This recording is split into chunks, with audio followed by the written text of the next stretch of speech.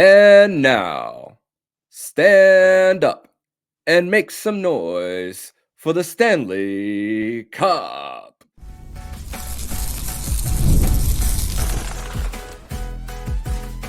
You're Locked On Panthers, your daily podcast on the Florida Panthers. Part of the Locked On Podcast Network, your team every day. And welcome into this Tuesday, September 17th edition of the Locked On Florida Panthers podcast, part of the Locked On Podcast Network, where it's your team every day. Thank you for making the Locked On Florida Panthers podcast your first listen of the day. I'm Armando Velez from the Hockey News. You can follow me on X at MondoMan12. Follow the show account on X and Instagram at @LO_FLA Panthers. And shout out to the everydayers who come back here and get your daily Florida Panthers fix and 3 to 4 times a week during the month of September. Today's episode is brought to you by FanDuel. Now through September 22nd, all FanDuel customers can bet $5 and get a 3-week free trial of NFL Sunday Ticket from YouTube and YouTube TV. So visit FanDuel.com to get started.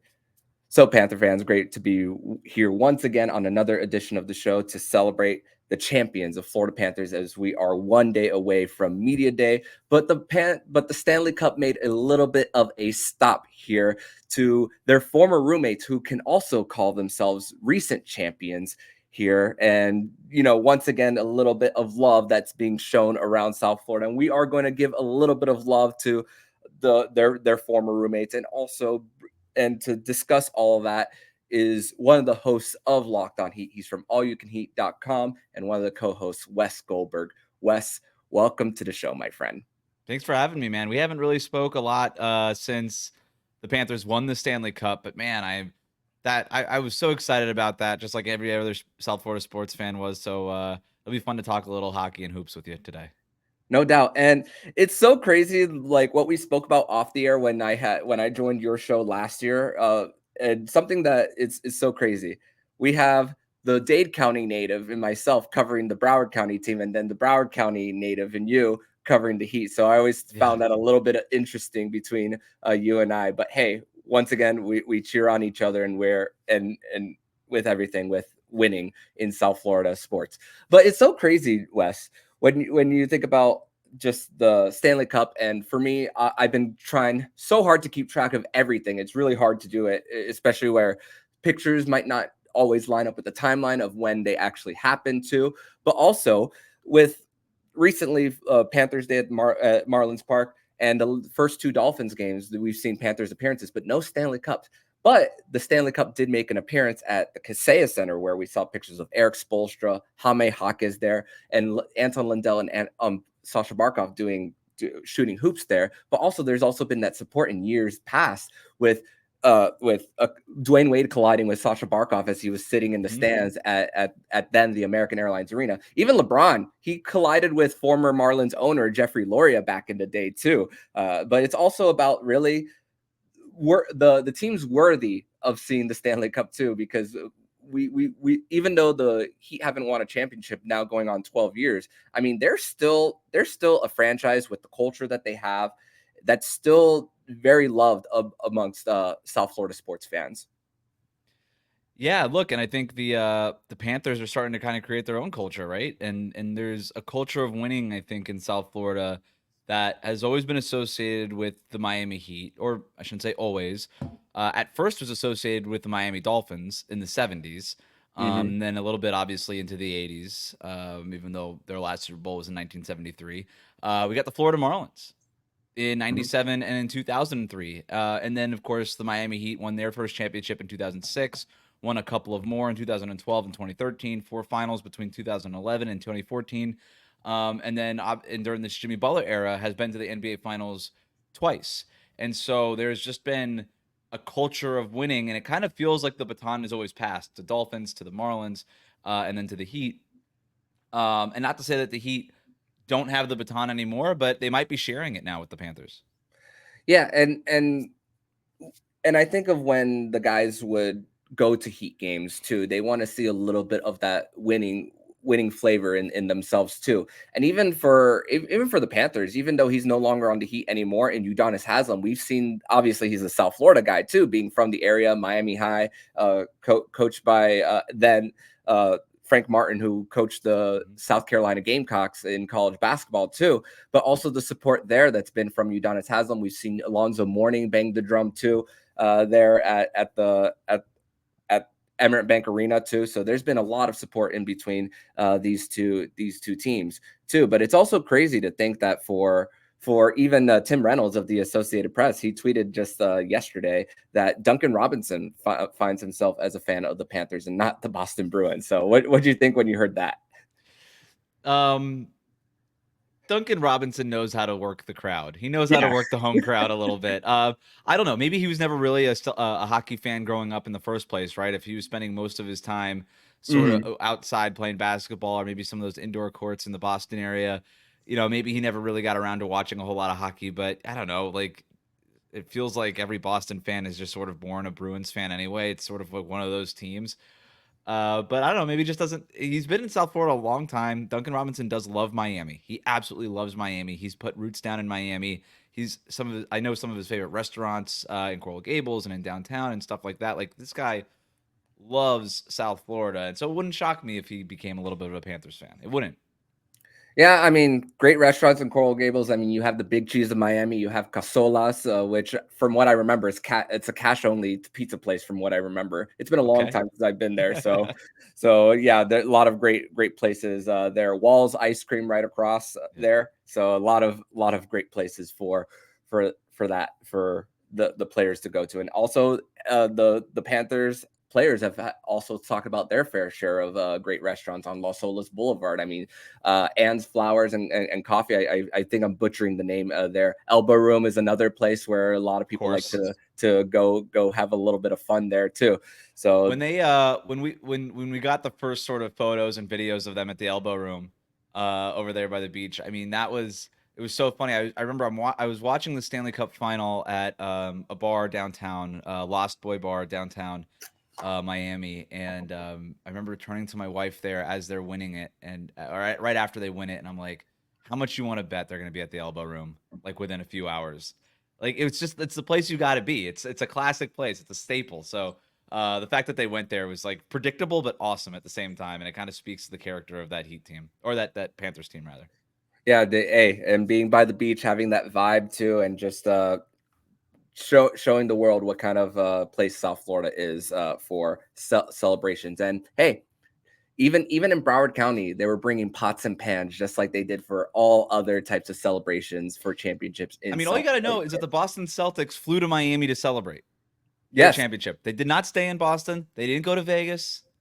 They didn't go over to New York, which would have been a shorter flight. They made sure they were in Miami. And Jason Tatum being friends with Matthew Tkachuk, them going to school together in St. Louis at Chaminade. Right. So we don't have to talk about that. Yeah.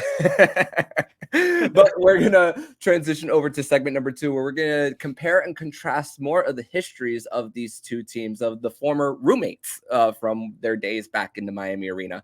We are going to discuss that and more here on the Locked On Florida Panthers podcast.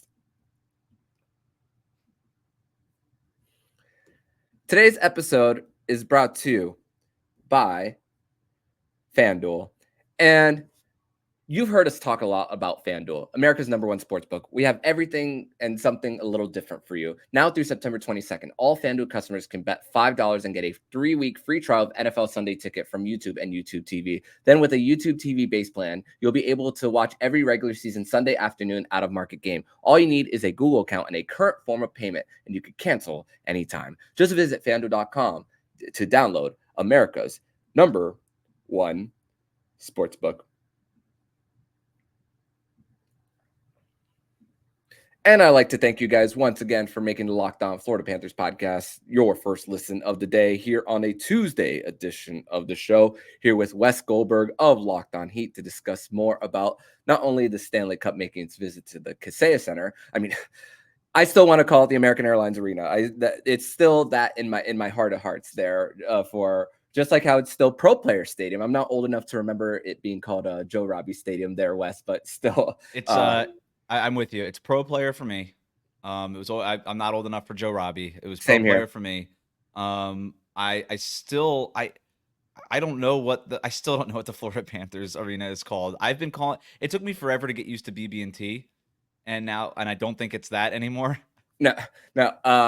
It's been called Office National Car Renter Center, Office Depot, Bank Atlantic, BB&T, and now it's Amerant Bank Arena. I remember, Office Depot. That was there for for a while, right? I think it was Office Depot for a minute. So that was maybe during the pro player era, I think. But I just recently got over the American Airlines thing, and I work at the Kaseya Center during Heat games, and so I've only recently gotten accustomed to calling it Kaseya Center. FTX never really took off.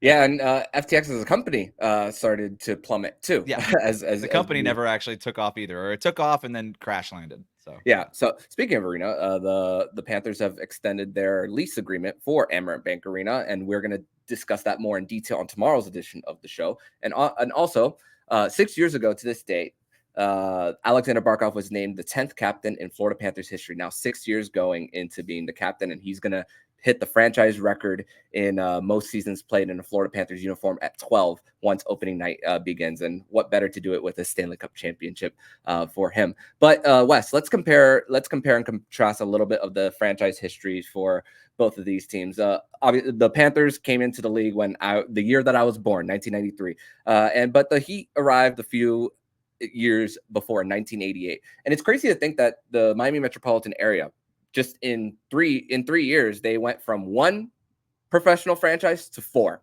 just in that little span of time. But the winning was so different between the two.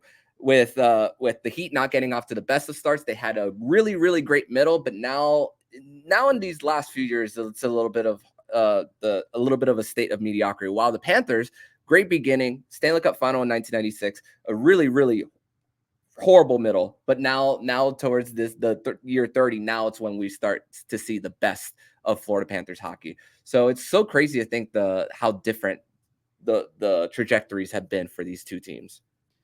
Right, and the Panthers obviously had much lower lows than the Miami Heat. The Miami Heat, they've always sort of floated like above water level, mostly in the NBA, right? Always sort of in the playoffs. Remember the 90s with Alonzo Mourning and Tim Hardaway, Pat Riley. Never were able to overcome the Chicago Bulls and ultimately end up winning a championship. Those battles with the New York Knicks. I mean, it felt like a team that can never quite get over the hump. And as great as Alonzo Mourning was, back-to-back Defensive Player of the Years, all these things, Tim Hardaway, now inducted into the Hall of Fame, they never really had that guy. They never had that main guy who can kind of get them over the hump. And then they've drafted that guy finally in 2003 with Dwayne Wade, and every championship that the team has ever won has been with a roster with Dwayne Wade on it. And Jimmy Butler has been that guy, but obviously they have not been able to kind of get over the hump and win a championship either. But the Heat are to me, they're defined by consistency. That's what the Miami Heat have been for so much of their, obviously they become a franchise. Ron Rothstein is the first head coach. They kind of go through a couple of different iterations of that team. They've hired Pat Riley away from the Knicks, and ever since then, it's been the model of consistency. And the Panthers have definitely not been that, right? The Panthers have definitely not been consistency, but that it just goes to show you that, like, if you do put the right leadership in place, and that leadership doesn't have to be there 20 years ago, but you put the right leadership in place, you get the right coaches, and then you get the right roster, the right talent. You could go from any place, get the right players, and win a championship, and that's what the Panthers have done. Yeah, and for the Heat, they've had Mickey Arison there for a long time there. I mean, Wayne Huizenga really wanted to also buy the Miami Heat too, but Mickey Arison blocked that for them. And Pat Riley hired in 1995. I mean, and then you see really the change, and then unfortunately being a 1 seed that lost to the 8th seed. And it's so crazy. These two teams, 2023 was such a fun year for both of these teams, even though both of them got in a losing effort in both their respective finals. But I think of Bill Zito, only hired 4 years ago, and the Violas have been there since 2014, late 2013. That's when they officially purchased the team. Switched the logo. We're more accurate on attendance numbers for the Panthers too. But obviously, just like South Florida, you need to win. And it's so crazy that when the Heat, even years into effects of winning. You see the attendance numbers, even the top 5 of the league. I mean, I remember the Phoenix Suns earlier this offseason tried to make an attendance joke for the Heat, and then the Heat clapped back at the attendance figures there, which was awesome. And the Panthers this year, they finished in number 11 in attendance in the NHL. And to think that this little neighborhood in West Broward near the Everglades there brings is number 1 in attendance in the postseason, but number 11 in the regular season. I remember when they used to the bagel shop that I grew up next to growing up used to just at the register have tickets to Panthers games. They would just literally give them away with a bagel and schmear. They was like, here's your sesame seed bagel, and if you want to go to the game, take a couple of tickets. It was just like, it was crazy. Yeah, in my adult years, when I was a student at FIU, the gym, the FIU gym was giving free tickets to Miami FC games too, but obviously a lower level of play there for what people give out. I remember in the U documentary for 30 for 30, they were talking about Burger King with giving away tickets too. So that's another thing about just being desperate, and then when you finally win, it's the hot ticket there for the franchises. But also, one thing that's comparable is a franchise altering trade too for these two teams. 2005, the big trade for Shaquille O'Neal, franchise Hall of Famer, great personality, just like Matthew Tkachuk, great personality, really, really loud as far as his talking and what his play on the court brings the sandpaper, as we like to call it in hockey too. That's really what the Heat brought too when they brought Shaquille O'Neal. Obviously, there were the relationships issues with Kobe Bryant and Phil Jackson at the time too. But just a comparable for these two was just one franchise altering trade. So that's another thing that these two have in common for them. You got to go for it. Right? You want to change how your franchise is thought about and viewed, you got to change the way you act. You got to change the way you approach team building and the way that you go about building a team and a fan base and inspiring a fan base. And that trade for Shaquille O'Neal in 2005, to me, was the most important move in Miami Heat history, because it changed the way the Heat were thought of. The Heat are now thought of the team, like every time there's a disgruntled star, you always know, like the company line around the NBA is, if there's a disgruntled star, you know the Miami Heat are going to be on their list of destinations of teams that they want to go to. That was not the case before 2005. Not even close. The Heat were an afterthought of a franchise. And yeah, people liked Miami, they liked South Beach, but it wasn't thought of as a place that I could go win, a place where I could go live. It wasn't a place where I could build a career. It wasn't thought about that. It wasn't thought in that way at all. And then Shaquille O'Neal comes to Miami, calls Dwayne Wade the next best guard in the NBA, which is more a shot at Kobe, as you alluded to earlier, than anything else. But it's still, he was such a personality. He was a cult of personality. He was such a huge star. He was the first star to ever play for the Miami Heat. Right? Alonzo Mourning was a fantastic player. Tim Hardaway is a fantastic player. Nobody had the Hollywood star power, right? Nobody resonated the way that Shaquille O'Neal resonated. And then, of course, Dwayne Wade ends up becoming that star. And then, of course, they get LeBron James and Chris Bosh. In 2010, they win 2 more championships. I have always argued, I don't think LeBron ends up in Miami if Shaquille O'Neal wasn't traded here in 2005, right? It just put the franchise on a different kind of path that made them interesting to a player of LeBron's stature, right? And then you could say the same thing about the Panthers. They made, in some ways, a heartbreaking move, trading Huberdeau for Tkachuk. A guy who grew up in this organization and grew up for some reason a Panthers fan and all these things. And you get a guy like Tkachuk, but he's got that star power. He resonates. It obviously all the things that I'm sure you've gotten into on your show in terms of signaling a change in the way that they play and all these things. And it ultimately leads to a championship, and now we think of them differently. And this is sort of my argument all the time with the Miami Marlins. They always complain about, we don't get the attendance figures and people don't buy into our farm system and all these things. What fan buys into a farm system? You're not getting new fans to buy into a farm system. You got to go get a star. And that's why, I remember when Tatis was available last year, I was like, go just trade for him, and that hasn't necessarily worked out for San Diego, but it might have been the right move not to trade for him. But my argument was just trade for him. Just act like a team that wants to try to win. If you want your fans to respect you as a winning franchise, you got to kind of change the way you act. And I think the Heat did that 20 years ago, and the Panthers have done that more recently. And I think about once again investing in your franchise. I mean, the San Diego Padres were towards the bottom of their of attendance in MLB, and then they invest like guys like Erik Hosmer too. Yep. South Florida kid Erik Hosmer, Plantation High School. Excuse me, American Heritage. My bad. But that is another investment. And the Sacramento Kings too. They were towards the bottom of playoff drought too. They build a new arena. They draft well, and their attendance figures go up too there for them too.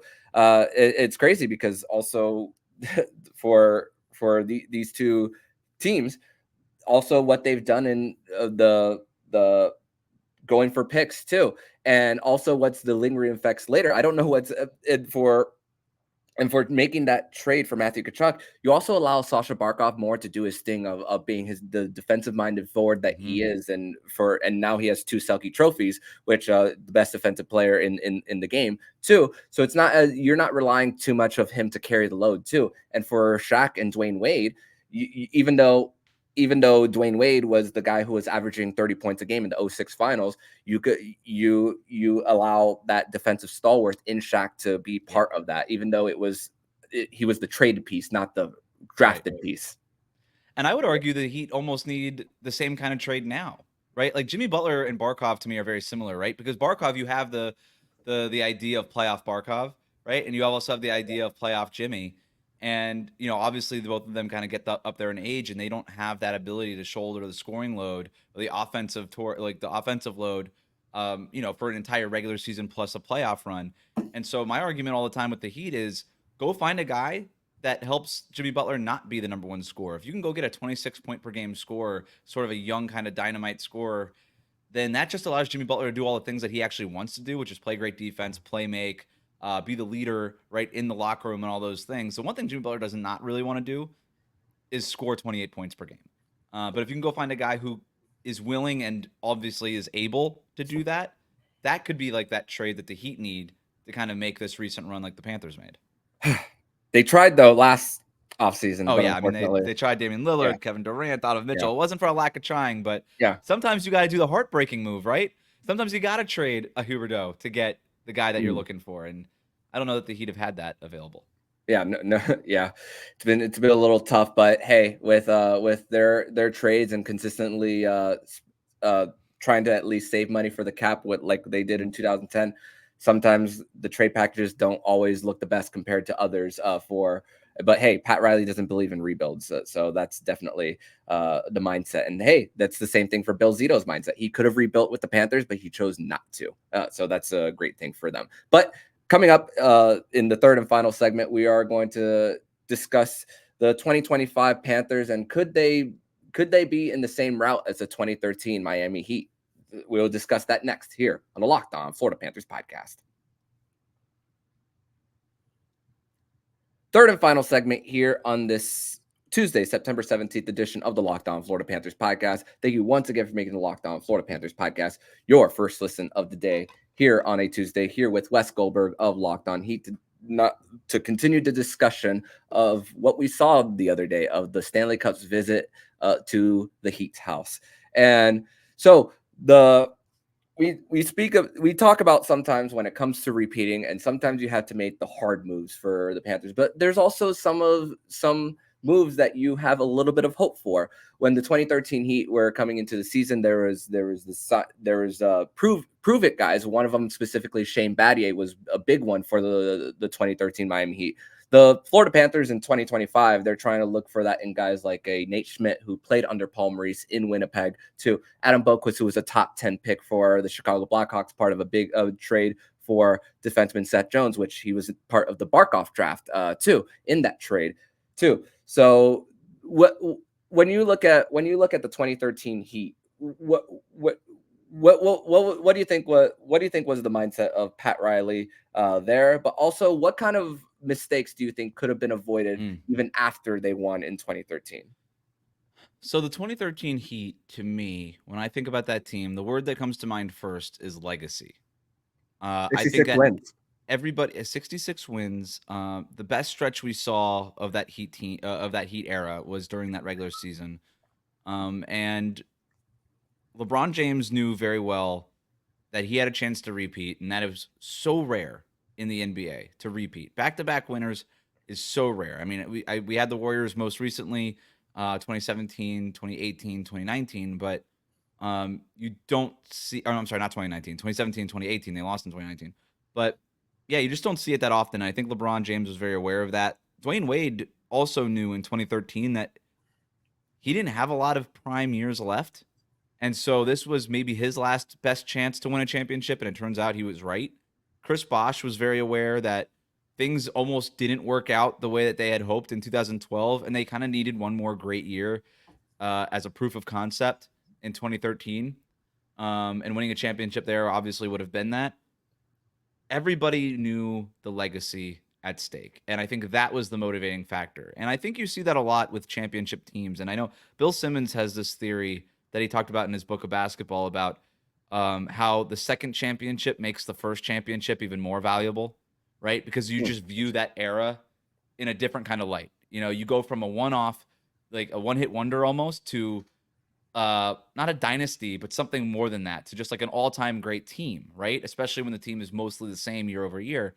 And I think the Panthers have a chance to do that. The Heat certainly are thought of, like the Big Three era is thought of much differently because they got not just went to the finals 4 times in a row, but won 2 of them, right? Like that era is thought about very differently if they only win the one in 2012. But the fact that they went back to back just redefines how we think about that era of Miami Heat basketball. And I think the Panthers have a chance to do that here. I think if I'm the Panthers, that's what you got to think of is legacy. It's like, how do we, last year's championship was so incredible. And you almost like, I think the repeat one probably feels even better. Like to win 2 in a row, come on. That's like 2 years of highs. That's like, and that puts you in like all time kind of team status. So legacy, that's what it's all about. And the Panthers are hoping to follow the same pattern of when the Heat lost in 2011, lose and then win. Yep. And it's so crazy when looking to the neighbors a little northwest of the Panthers and the Tampa Bay Lightning, just like how the Heat did it in 2012, the Lightning did it in a shortened season too. Obviously, it's different circumstances. It was a lockout over 10 years ago versus COVID this time around, and then getting a full season there after the fact too. So a little bit of a comparison also to our neighbors of just north, but also there's also some hard decisions that you have to make along the way too, with post winning too. I mean, the Panthers no longer have Brandon Montour into the mix. They're gonna have to make decisions on Carter Verhaeghe, Sam Bennett, and Aaron Ekblad after this year. I mean, the Heat had to do it with guys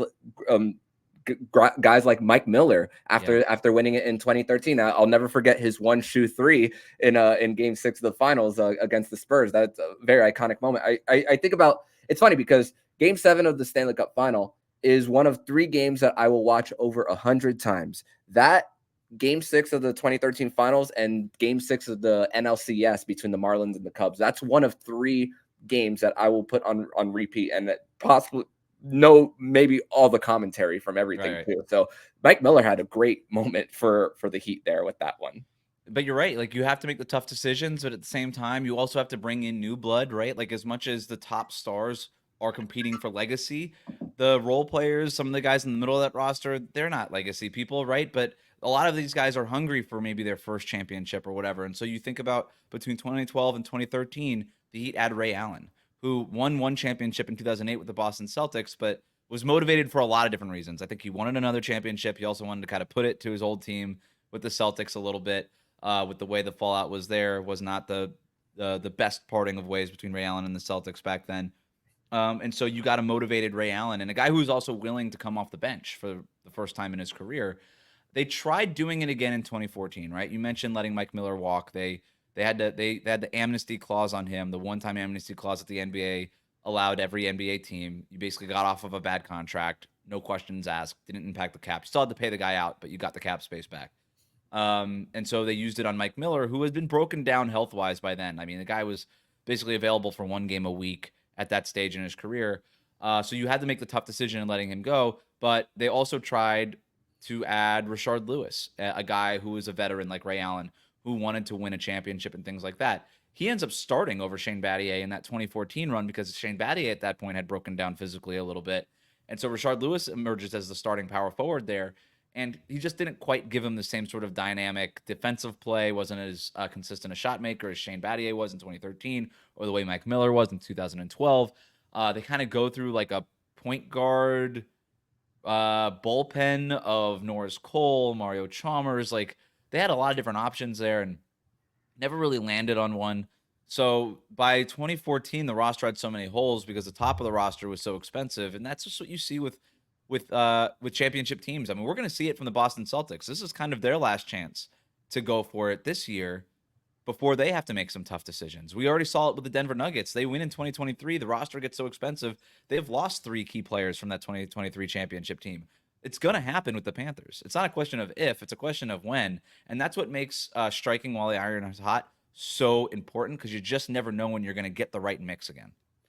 And that's the argument that I make for Sam Bennett and Aaron Ekblad, especially Sam Bennett, whose style of play, it's not about if he gets hurt, it's about when for him too. And it's just what he does, but it's also paving the way for the young guys like an Anton Lundell to eventually take that second line center spot for him too. I mean, it's just about replenishing, getting a little younger too. Obviously, there's not the spread wide of farm system in the NBA like there is in the NHL. I mean, but the Heat are one of the rare teams that use the G League as part of their development system. Not a lot of NBA teams are really like in tune as much as the Miami Heat are. So, hey, that's how you got like a Hassan Whiteside into the mix too, for the Heat back in 2016, I believe it was. I forget which year that was for the Heat there. So it's about just replenishing, getting a little younger, and knowing that the style of play might not